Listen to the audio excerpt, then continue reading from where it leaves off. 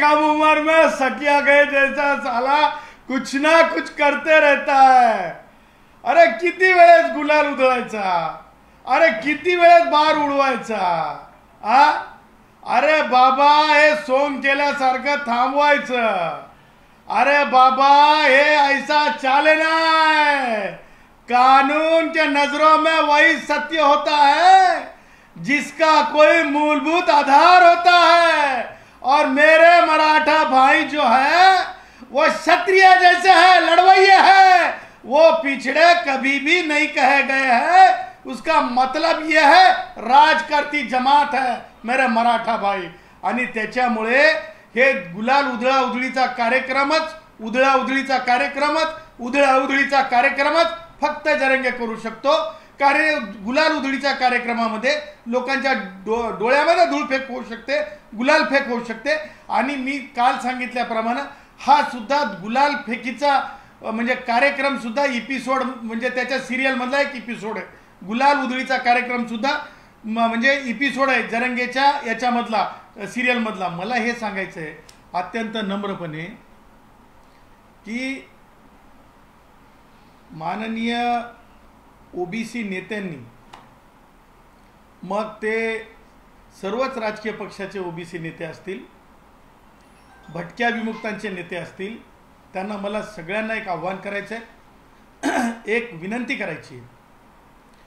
तुम्ही ज्या पक्षात आहात त्या राजकीय चुली तुम्ही घरी ठेवा आणि तुमच्यावर कोणी अन्याय करणार नाही, समूहावर कोणी अन्याय करणार नाही, ह्याच्यासाठी तुम्ही तुमच्या राजकीय चुली घरात ठेवून, तुमच्या राजकीय पक्षाच्या ऑफिस आहेत कार्यालयांमध्ये ठेवून तुम्ही ओबीसी, त्याचबरोबर भटक्या विमुक्त, त्याचबरोबर जे वंचित घटक आहेत, मग ते म्हणजे भिक्षुकी करणाऱ्या ब्राह्मणांपासून, कुडमुड्या जोशींपासून ते थेट आणि थेट ओबीसी भाऊ असतील, मग त्याच्यामध्ये सुतार भाऊ असतील, त्याच्यामध्ये कुंभार भाऊ असतील, त्याच्यामध्ये शिंपी भाऊ असतील, त्याच्यामध्ये जे जे भाऊ असतील, भटक्यांमध्ये वंजारी भाऊ असतील, धनगर भाऊ असतील, ओबीसीमधले कुणबी, खरे कुणबी भाऊ असतील, तिरळे कुणबी, खेडुले कुणबी, ह्या सगळ्यांनी, तेली भाऊ असतील,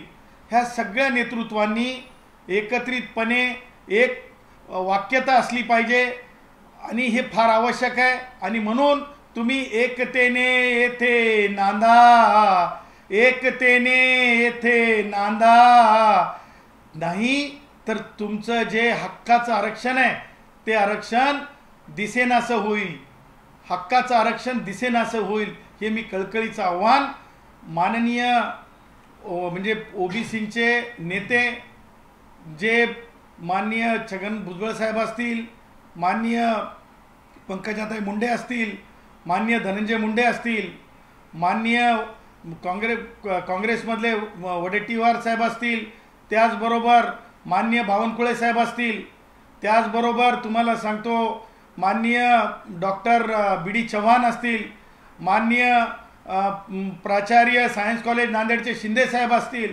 ह्या सगळ्या आपले लिंगे साहेब असतील, हक्के साहेब असतील, ह्या सगळ्यांना मला एक कळकळीचं आव्हान करायचं आहे की तुम्ही वज्रमुठ बांधा। संविधानाची ताकद ही वज्रमुठेमध्ये आहे।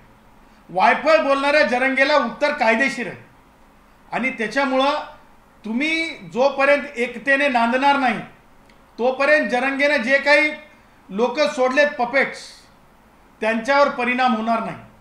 आणि म्हणून जरंगेसारख्या एखाद्या पोपटपंची माणसाला, जरंगेसारख्या एखाद्या पोपटपंची माणसाला, जरंगेसारख्या पोपटपंची विचाराच्या माणसाला जर थांबवायचं असेल तर फक्त आणि फक्त एकच गोष्ट महत्त्वाची आहे, डंके की चोट पे तुमची वज्रमूठ आवश्यक आहे।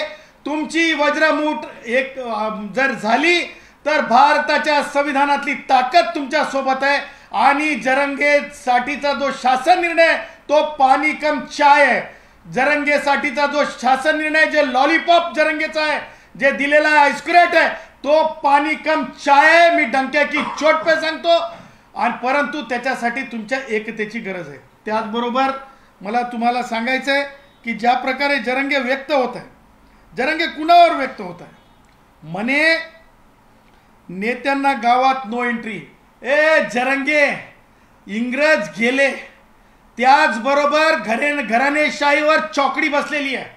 हे ते राज्य नाही, हे राज्य आहे लाडके पंतप्रधान नरेंद्रभाई मोदीजींचं, जिथं घराणेशाहीला पूर्ण विराम आहे.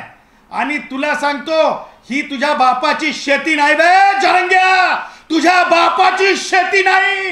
हे जरंग्या, तुझ्या बापाची शेती नाही. सार्वजनिक रस्ते गावातले थांबवण्यासाठी तू काय मालक लागून गेला नाही खुळखुळ्या. खुळखुळ्या, तू काय मालक लागून गेला नाहीस. बरोबर आहे, तुला चपटी म्हणतात. चपटी पिऊन बोलायलास की काय तू? चपटी पिऊन बोलायलास की काय तू? हे नाही चाले. अबे जरंग्या, तुला माहित असू दे, विद्यमान सरकार मधले महसूल मंत्री श्री बावनकुळे साहेबांना आतापर्यंत काँग्रेस यांच्या काळात पानंद रस्ते आणि शेत रस्ते नव्हते, स्मशानभूम्या नव्हत्या. त्या रस्ते आणि स्मशानभूम्या सगळ्या सामान्य कष्टकऱ्यांना, अल्पभूधारकांना, छोट्या शेतकऱ्यांना सगळ्यांना रस्ते करून दिलेले आहेत. रस्ते अडवण्याचा अधिकार तुझ्या बापानं किंवा तुझ्या आजोबानं तुला दिलेला नाही, तुला दिलेला नाही, तुला दिलेला नाही. आणि राहिला प्रश्न, ह्याला बघून घेतो त्याला बघून घेतो. हे जरंग्या, तू ना उपडून भारे बांधू शकत नाहीस, तू ना उपडून भारे बांधू शकत नाहीस, तू ना उपडून भारे बांधू शकत नाहीस. कारण भारे बांधायसाठी ना जरंग्या माणसामध्ये शक्ती लागत असती रे.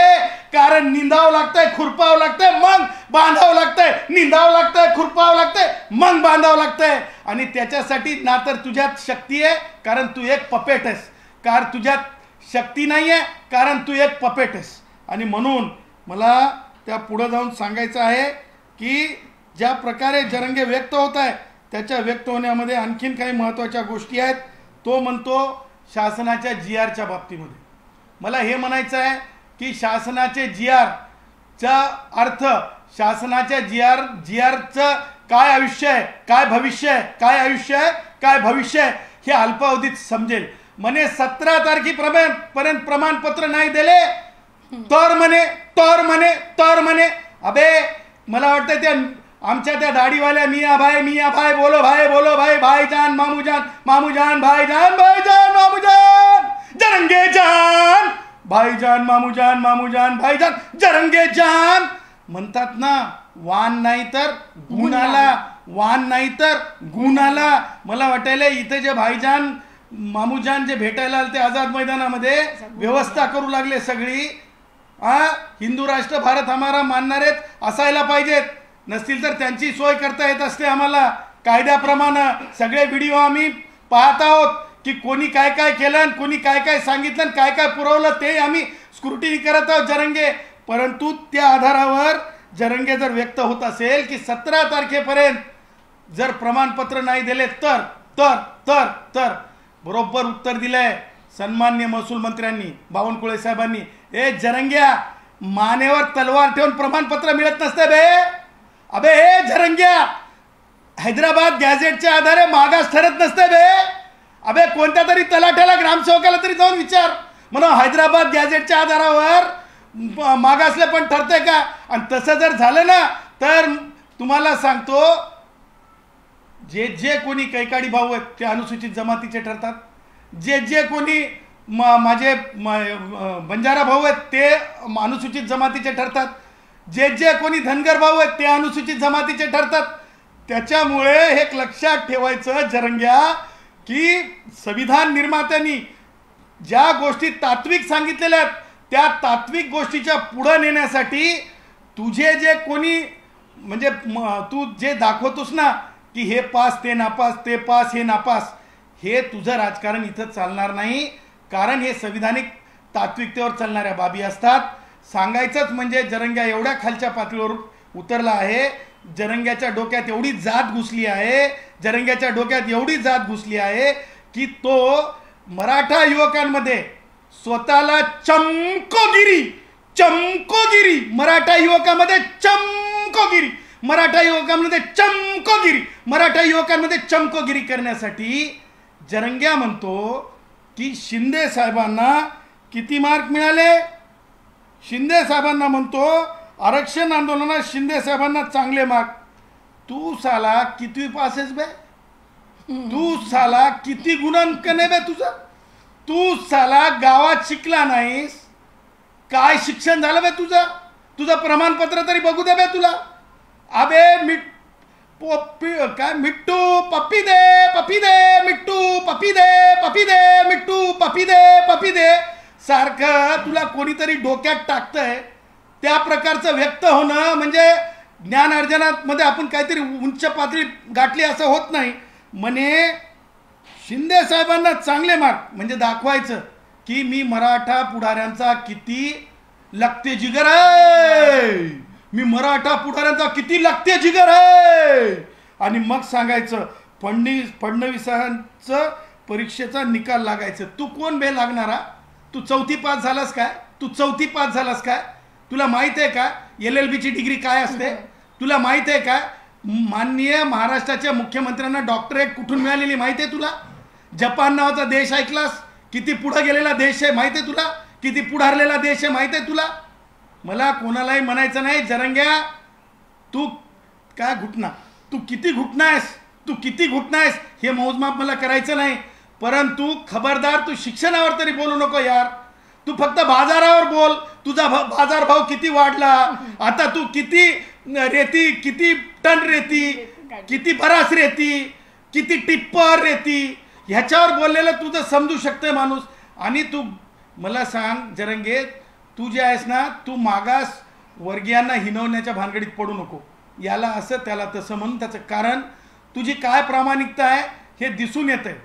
तू जे आहेस ज्या प्रकारे तू जरा बघ भटक्या विमुक्त म्हणजे आमचे जे म्हणजे घिसडी भावांचं नेतृत्व करणारे लोक, आमचे जे वडार भावाचे नेतृत्व करणारे लोक, आमचे कैकाडी भावाचे नेतृत्व करणारी जी माणसं आहेत हां त्या माणसांकडे बघ. त्या माणसांची अवस्था काय असते, आंदोलन करण्यासाठी किती त्रास करून घ्यावा लागतो. अबे तुझं तर मी तुला सांगतो सिरियल मधल्यासारखं तुझ्या अंगावर की नाही फुलाचा वर्षाव बी तयारच राहते, तुला बोलण्यासाठी तयारच असते, तुला स्क्रिप्ट बी तयारच राहते. तुझं सगळं काही तुला सांगतो जे काही आंदोलनाचं आयुष्य आहे ते सगळं स्क्रिप्टेड आहे. तुझं आंदोलनाचं आयुष्य हे सर्वंकष तुला सांगतो सिरियल आहे. तुझं सर्वंकष आंदोलन हे पपेट आहे. तुझं सर्वंकष आंदोलन हे मिट्टू पप्पी दे, मिट्टू पप्पी दे जसं म्हणल्यानंतर मिट्टू पप्पी दे, मिट्टू पप्पी दे म्हणते तशा प्रकारचं तुझं आंदोलन आहे. त्यामुळं जरंगेला ह्या पुढं जर गावांमध्ये बंदी ही अत्यंत गंभीर बाब आहे. या गंभीर बाबीवर शासनानं जरंगेची सोय करावी. आणि त्याचबरोबर मला माझ्या OBC भावांना स्पष्टपणे सांगायचं आहे की कोणी चिंता करण्याची गरज नाही. याचाच अर्थ जरंगेला माहीत आहे की त्या शासन निर्णयामध्ये जे आहे जात प्रमाणपत्र मिळू शकत नाही, दिलं जाऊ शकत नाही. म्हणूनच जरंगेची फाटलेली आहे, म्हणूनच जरंगेची फाटलेली आहे, म्हणूनच जरंगेची फाटलेली आहे. म्हणून तो म्हणतो की 17 तारखेच्या नंतर प्रमाणपत्र नाही मिळाले तर राष्ट्रवादी काँग्रेसचे वयोवृद्ध पुढारी शरद पवार आहेत, उद्धव ठाकरे आहेत, उद्धव आहेत, त्यांच्याकडून जे कानमंत्र मिळते ते घ्यायचं, रसद सनद सगळी घ्यायची आणि परत पोपटासारखं बोलायचं पोपटासारखं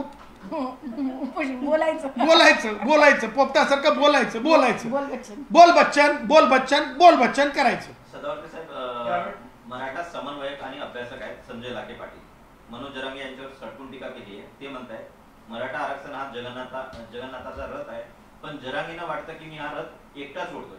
त्यांच्या नेतृत्वावर प्रश्नचिन्ह उभं केलं. त्याचं कारण लक्षात ठेवा, जे राष्ट्रवादी काँग्रेसचे जे हे आहेत वयोवृद्ध पुढारी शरद पवार गटाची जे काही म्हणजे सहकारात जी लोक आहेत त्या लोकांच्या अनुषंगानं आजकाल कसं आहे माहिती आहे का, ह्युमन रिसोर्स पुरवला जातो जरंगेला. साधन सामुग्री असेल, ह्युमन रिसोर्स असेल, त्याचबरोबर उद्धवचे जे काही उरले सुरले आहेत त्याच्या माध्यमातून ह्युमन रिसोर्स पुरवला जातो. आणि त्यामुळे जरंगेमध्ये एक आविर्भाव तयार झालेला आहे की जरंगे म्हणजे सब कुछ सर्वांकश, परंतु जरंगे कुछ भी नहीं है, कुछ भी अंकश नहीं है. जरंगे इज इक्वल टू, कारण जरंगेचं असं आहे की इज इक्वल टू 0 याच्यासाठी म्हणतो मी की जरंगेला ना तर संविधानाचं ज्ञान आहे. जरंगे आज कसा व्यक्त झाला, म्हणे मी GR चॅलेंज करतो. अरे GR कसा चॅलेंज करतो? ज्या मागासलेपणाच्या आधारावर मंडल कमिशनला सर्वोच्च न्यायालयाने नक्की निश्चित केलेलं आहे, स्थिर स्थावर केलेलं आहे. त्याच्यामुळं जरंगेच्या मनामध्ये जे आहे ते, जरंगे म्हणजे आमच्या फिल्म इंडस्ट्रीमध्ये मोठे मोठे प्रोडक्शन हाऊस असतात. त्या प्रोडक्शन हाऊसमध्ये एक एक हिरो आपला ठेवणीतला असतो. प्रोडक्शन हाऊसमधले हिरो ठेवणीतले असतात. सिरियलमध्ये सुद्धा ठेवणीतले हिरो असतात. म्हणजे त्या प्रोडक्शन हाऊसचा त्या सिरियलमधला एक ठेवणीतला हिरो काढायचा आणि त्याला चालवत राहायचं. तशा प्रकारे जरंगे सुद्धा एका राजकीय ठेवणीतला आहे आणि त्या ठेवणीतला असल्यामुळं जरंगेला असं वाटतंय की शरद पवार, उद्धव म्हणजे सर्वंकष महाराष्ट्र आहे. कारण जरंगे जे आहे स्वप्नामधलं कुस्ती खेळत राहतो, स्वप्नातली कुस्ती खेळत राहतो, स्वप्नातली कुस्ती खेळत राहतो. जरंग्याला खरी कुस्ती माहीत नाही, खरं मलखांब माहीत नाही. आणि तुम्हाला सांगतो, जे चपटीवाला असतंय त्याला काय माहीत असतंय, असं ते एकूण जरंगेच्या बाबतीतला प्रश्न आहे. संजय लाखे पाटील परत एकदा पुढं असं म्हणतात, आरोप करताना ड्राफ्ट एकंदरीत हा जो आरक्षणाच्या संदर्भात होता किंवा जे राधाकृष्ण पाटील माहिती घेऊन गेले होते किंवा एकंदरीत ड्राफ्ट घेऊन घेतो, तो सर्वात अगोदर यांनाच माहिती होता जरांगेंना, असा त्यांचा आरोप आहे. त्यांचं म्हणणं असं आहे, मनोज जरांगे आंदोलनातून स्वतःची बुवाबाजी चालवतात, त्यांना स्वतः पुढून कॅमेरा जायला नको असं वाटतं. मराठा समाजातील घटनात्मक आवाज आणि अभ्यास असलेल्या लोकांना टार्गेट करण्याचं काम ते सूत्र पद्धतीने करतात. जरंगे एवढं निसाक आहे, मला म्हणायचं नाही हिंसा झाला पाला. तुम्हाला सांगतो, जरंगे इतकं निसाक आहे की त्यानं स्टेजवर माझ्या आयुष्यात बघलं नाही की मी हगलो की नाही पॅन्टमध्ये, म्हणून त्यानं पॅन्ट वर करून दाखवली, पॅन्ट काढून हाताने अशी अशी फडकून दाखवली. मी माझ्या आयुष्यामध्ये कधीच असं पाहिलं नाही. कारण ग्रामीण भागातला माणूस हा अत्यंत, तुम्हाला सांगतो, इज्जत विनय संपन्न असतो. तो तुम्हाला सांगतो मांडी सुद्धा उघडी पडू देत नाही. यानं चड्डी काढून, म्हणजे ते काय पॅन्ट काढून, हे पिवळं हगल्याचं प्रतीक नसून हे पिवळं जे आहे काहीतरी लागल्याचं आहे हे दर्शवणारं एवढं तुम्हाला सांगतो बरबटलेलं आहे ते. त्याला प्रसिद्धीचं बरबटले पण ह्याच्यासाठी पाहिजे की त्याची दुकान चालती ना हो. रेती कोण मोजल हो? रेती तर मोजावं लागेल की नाही हो, किती बरं आहे. त्याच्यामुळं कोण आहे ते संजय लाखे पाटील, मला काही त्यांचं काय म्हणजे फार माहिती नाही. अननोन माझ्यासाठी माणूस आहे आणि ते मला असं वाटतं की ते आपसातल्या लिडरशिपचं एकूण भांडण असेल, त्या छोट्या लोकांच्या भांडणात मला पडायचं नाही. परंतु ज्या प्रकारे राधाकृष्ण विखे पाटलांची भूमिका आहे ही वादित आहे. राधाकृष्ण विखे पाटील यांच्या भूमिकेच्या बाबतीत मला स्पष्ट सांगायचं आहे की राधाकृष्ण विखे पाटील हे त्या समितीचे एक्झिक्युटिव्ह चेअरमन अध्यक्ष असू शकत नाही. एक. दोन, राधाकृष्ण विखे पाटील हे मंत्री म्हणून स्थिर स्थावर राहू शकतात का, असा सुद्धा माझा मुद्दा आहे. त्याचं कारण आहे की ज्या प्रकारे राधाकृष्ण विखे पाटीलवर गुन्हा दाखल, म्हणजे क्रिमिनल प्रॉसिक्युशन झालं, अत्यंत गंभीर प्रकारचे गुन्हे आहेत. म्हणजे काय म्हणतो त्याला आपण, कर्ज वितरण योग्य बोगस अशा प्रकारचं. त्याचबरोबर त्या सगळ्या म्हणजे याला कशा प्रकारे बोगस पद्धतीने ॲडजस्ट केलं, सेटल केलं, किंवा जे काही आर्थिक प्रकरण आहे, अर्थकारणावरलं फसवणूक म्हणून, ह्या सगळ्या बाबी न्यायालयाने जे आहेत नोंदीत केलेल्या आहेत आणि FIR झालेला आहे. आणि त्यामुळं अशा प्रकरणामध्ये Radhakrishna Vikhe Patil, just because you are Maratha, तुम्हाला जामीन घेणं आवश्यक आहे की नाही, की तुम्हाला भीतीच नाही आहे कायद्याची. त्याच्यानंतर राधाकृष्ण विखे पाटील, मला दुसरा उपप्रश्न आहे त्याच्यामध्ये, राधाकृष्ण विखे पाटील जर एक न्याय, ज्या प्रकारे स्टॅलिन बालाजीच्या प्रकरणात साऊथमधल्या एका मंत्र्याच्या बाबतीमध्ये स्पष्ट आहे की त्या मंत्र्याला माननीय सर्वोच्च न्यायालयाने, माननीय न्यायमूर्ती ओकांनी, न्यायमूर्ती ओक ज्यावेळेस सर्वोच्च न्यायालयात होते, त्यांनी स्पष्टपणे त्यांच्या पॅरेग्राफ नंबर 5 आणि 6 मध्ये नमूद केलेलं आहे की तुम्ही हे म्हणताय की म्हणजे तुम्ही राजीनामा दिलेला आहे म्हणून तुम्ही जामिनीस पात्र आहात. कारण तेही मंत्री होते, अशाच प्रकारचा पैशाचं प्रकरण होतं आणि मग तुम्ही पुढेही पॉवरफुल पोझिशनला बसणार नाहीत, ज्याच्यामुळे इव्हिडन्स धोक्यात येणार नाहीत, म्हणून तुम्हाला लिबर्टीच्या बाबतीत विचार सर्वोच्च न्यायालयाने केलेला आहे. त्याच प्रकारे तुम्हाला सांगतो का ती सबब म्हणजे मंत्रिपदावरून पायउतार होण्याची किंवा एक्झिक्युटिव्ह पोझिशनवरच न जाण्याची, म्हणजे कुणाला राधाकृष्ण विखे पाटलाला लागू होत नाही का? कारण त्यांचे पैसेवाले आहेत, कारण ते काँग्रेसी लाईनमधून आलेले आहेत, कारण त्यांच्याकडे म्हणजे खूप साधन सामुग्री आहे, कारण ते मराठा आहेत, कारण ते मसल पॉवरवाले आहेत. त्यामुळं हे यांना एक न्याय आणि माझ्या भटका, माझ्या हाडा मासाचा, आमच्या हाडा मासाचा, आमचा धनंजय मुंडे, आमच्या धनंजय मुंडेला कुणीतरी तुमच्या मीडियासमोर येऊन 2 कीटकनाशकाच्या बॉटल दाखवतंय आणि धनंजय मुंडेला तुम्ही पाय उतार व्हावं लागतंय जस्ट बिकॉज की रिंगण केलं जातंय. मराठा आमदार दबाव निर्माण करतात. त्याच उलट भुजबळ साहेबांना सुद्धा तशाच प्रकारे पाय उतार करायला लावतात. म्हणजे मराठ्यांच्या बाबतीत किती गंभीर गुन्हा झाला, त्यांचे आमदार जास्त, मंत्री जास्त, म्हणून त्यांना पाय उतार व्हावं लागत नाही. त्यांना सर्वोच्च न्यायालयाचे निकष लागू पडत नाहीत. आणि निकष कोणाला लागू पडतात? मग ते माळी समाजाला लागू पडतील, मग ते वंजारी समाजाला लागू पडतील, मग ते धनगर समाजाला लागू पडतील, यांना लागू पडतील. आता गॅझेटरच्या बाबतीत आहे तसंच आहे. म्हणजे मराठ्यांना गॅझेटर लागू आणि मग भटक्या विमुक्तांना गॅझेटर लागू नाही. म्हणजे त्यांची काळजी नाही का? हे सगळं तुम्हाला सांगतो एक कुभांडित आहे.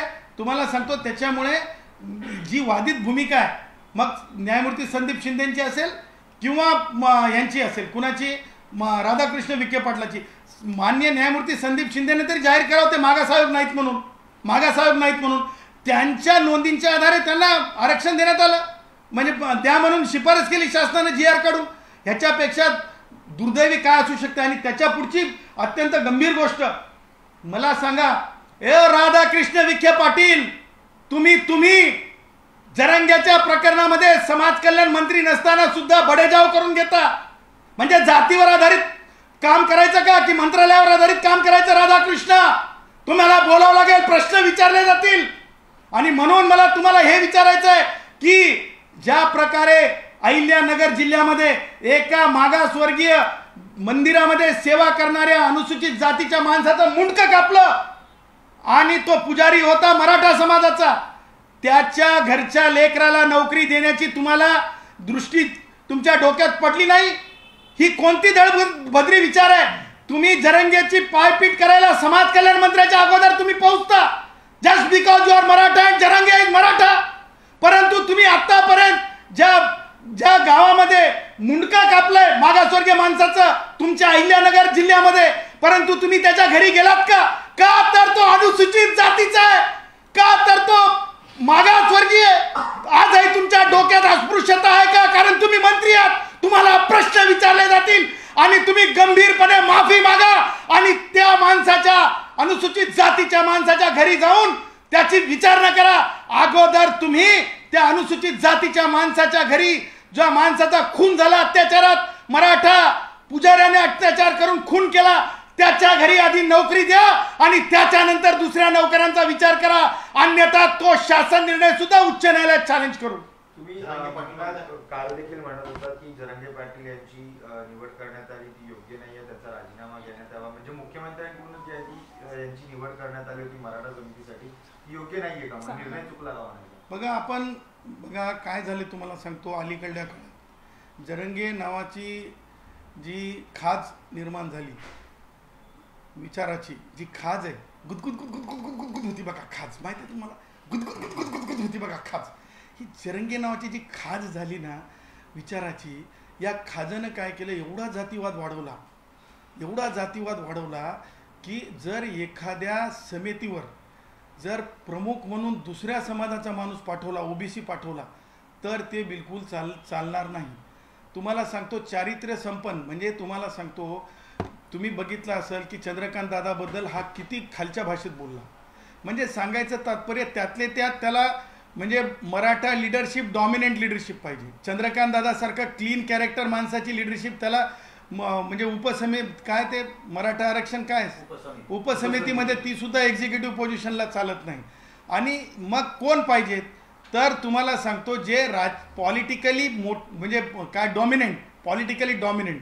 आता मला माहिती आहे की त्या समितीमध्ये आणखीनही काही लोक आहेत, परंतु त्या लोकांना जेवढं बोललं तेवढंच ते येऊन आपलं मत व्यक्त करतात. कारण ते जर काही बोलले, समजा आता आपण उदय सामंतांची एक भूमिका बघितली असेल जरंगेच्या आंदोलनाच्या आधी की OBCवर अन्याय होणार नाही वगैरे वगैरे वगैरे, परंतु ही जर माणसं बोलली उदय सामंतांसारखी की नाही हे म्हणजे स्पेस आहे, हे खऱ्या मागास सामाजिक मागासल्या लोकांसाठीच हे आरक्षण आहे, तर ताबडतोब बोट पुढं होणार आणि म्हणणार की हे तर अमुक जातीचं आहे, हे तर अमुक जातीचं आहे, म्हणून हा मराठा विरोधी आहे. म्हणजे तुम्ही बघितलं असेल की बिगर मराठा मुख्यमंत्री असते तेव्हा काय होते. आणि म्हणून ही जी खाज आहे जरंगे नावाच्या विचाराची, जी राष्ट्रवादी काँग्रेसचे वयोवृद्ध पुढारी किंवा उद्धव या सगळ्या विपक्षातल्या राजकारणातून निर्माण केलेली म्हणजे गुदगुदी म्हणणार नाही, खाज, या खाजेच्या कारणानं जे आहे त्या समित्यांवर म्हणजे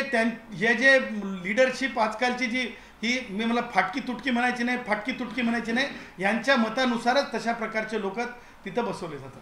जरांगे पाटील म्हणताय की माझ्या आरक्षणाला कोणी चलन केला तर मी त्यांच्या जे पूर्वीचे आरक्षण आहेत ते सगळे आरक्षण काढतो. नाही, अशा प्रकारचं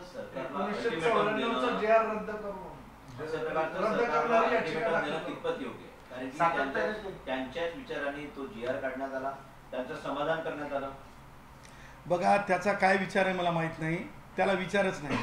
ते तुम्हाला सांगतो, मी तुम्हाला सांगितलं मिट्टू पपी दे, तुम्ही काय सांगायले पोपट. तुम्हाला सांगतो त्याला काय विचार आहे मला सांगा तुम्ही. खाणून पाडून महिलांचा अपमान, जातीय अपमान करणं हे त्याचा विचार आहे आणि तो त्याला पुरवला जातो. ती त्याला तुम्हाला सांगतो हार्ड डिस्क दिली, ती हार्ड डिस्क त्याच्यात टाकली जाते आणि तो त्या हार्ड डिस्क प्रमाणे बोलत राहतो. तुम्हाला सांगतो ह्या म्हणजे जरंग्याच्या प्रकरणामध्ये तुम्हाला सांगतो जरंग्याला ही 12 खडी सुद्धा आरक्षणाची माहीत नाही आहे. 12 खडी सुद्धा आरक्षणाची जरंग्याला माहीत नाही आहे. त्याच्यामुळं ज्याला 12 खडी माहीत नाही, ABCD आरक्षणाची माहिती नाही, तो जरंग्या तू आम्हाला सांगायला लागलास की मी 94चा GR चॅलेंज करतो. अबे जरंग्या 94चा GR चॅलेंज करणाऱ्या जयश्री पाटलांना सांगितलं की मंडल कमिशन ऑलरेडी सर्वोच्च न्यायालयात चॅलेंज झालं होतं आणि मंडल कमिशन लॉ सेटल झालेला आहे. त्याच्यामुळं मला तुमच्या पत्रकारांना मला साधा प्रश्न आहे, कुंभार भाऊ आज सुद्धा गाडगे मडके बनवतो की नाही आणि तो लीद आणून माती अशी कालवतो की नाही. माझा जो लोहार भाऊ आहे आजही अशा पालामध्ये भाता चालवतो की नाही. माझा जो वडार भाऊ आहे आज सुद्धा असे दगड फोडतो की नाही. वर ऊन तळतळत राहते. आजही माझा कैकाडी भाऊ गोण्या भरून म्हणजे याच्यावर काय म्हणतो गाढवावर रेती घेऊन जातो की नाही. मला सांगा, माझा आजही तुम्हाला सांगतो गोस्वामी भाऊ तुम्हाला कसा भेटतो, आजही माझा मसनजोगी भाऊ कसा भेटतो. अशा प्रकारचं सामाजिक अपंगत्व मागासले पण माझ्या मराठा भावांमध्ये एक दाखवा, एक शिल्लक एक दाखवा, एक एक एक एक एक एक त्याच्यामुळं हा माणूस विचारानं दळबद्री आहे, याला कायद्याचीच माहिती नाही. त्याच्यामुळं याला कोणीतरी सांगतं, याला कोणीतरी सांगितलं तू म्हण 95 चॅलेंज करतो, तू म्हण की आपलं सुटलं मी 95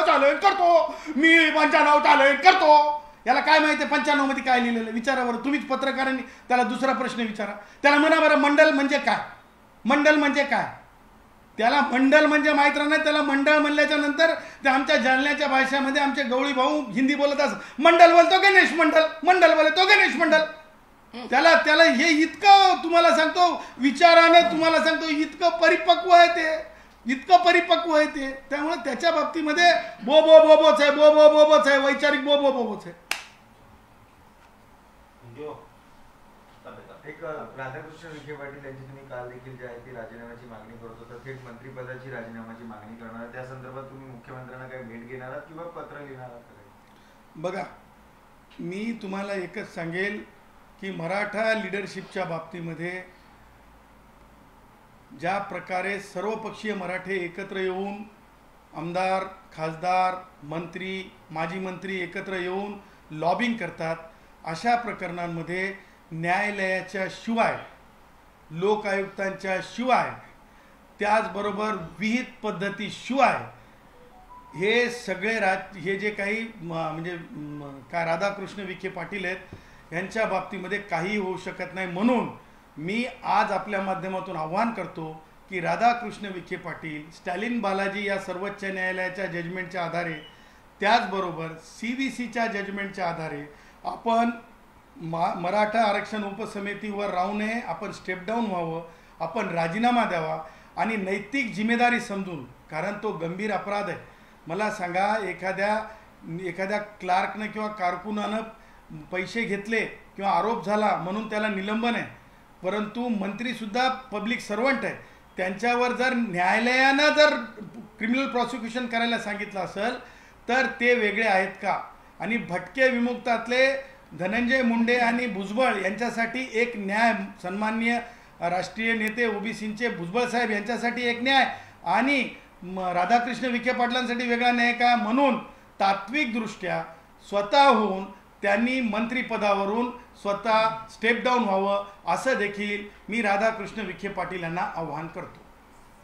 तुम्ही असं देखील म्हणता की आता तुम्ही जसे दोन न्यायालयाच्या सांगितले तुम्ही आता दाखल केली, पण अनेक आमदार असतील किंवा अनेक मंत्र्यांवरती देखील अनेक गुन्हे दाखल आहे, मग यांच्याच प्रामुख्याने मागणी का अशी? बघा, लक्षात घ्या की एक्झिक्युटिव्ह पोझिशन डिफाईन केलेली आहे.